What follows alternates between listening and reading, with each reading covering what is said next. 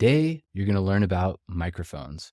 This video is geared toward the beginner who values simplicity, who doesn't have a huge budget, and just wants to know at a high level, what microphone should I use for recording spoken word content with Descript? There are two major types of microphones, dynamic and condenser. Without going into the construction of these mics and how they work, which I won't even pretend that I know that anyways, condenser mics are generally more sensitive and they're omnidirectional, which means they pick up sounds around the microphone. And for that reason, I don't recommend them unless you have a super quiet recording environment. For the beginner creating spoken word content and podcasts, probably from your home office, you'll want to go with a directional dynamic mic. Dynamic mics pick up sound directly in front of them. So that's my first tip. Look for a dynamic mic. Next, there are two major types of inputs for microphones, XLR and USB. XLR is a thick, heavy cable and is what professional equipment uses. XLR will give you the best possible sound, but they require extra equipment and complexity. You can't just plug it straight into your computer. So for that reason, I don't recommend it for most non-professionals. USB, on the other hand, is something probably everyone watching this is familiar with.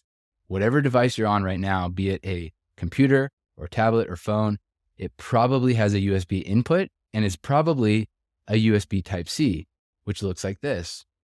It's that small oval-shaped port. USB microphones can plug directly into your computer and usually don't require any extra software or setup. Some mics have both USB and XLR outputs. So you could consider buying one of those to start simple using USB, and later, once you know what you're doing and you got a little bit more equipment, start using an XLR cable and audio interface.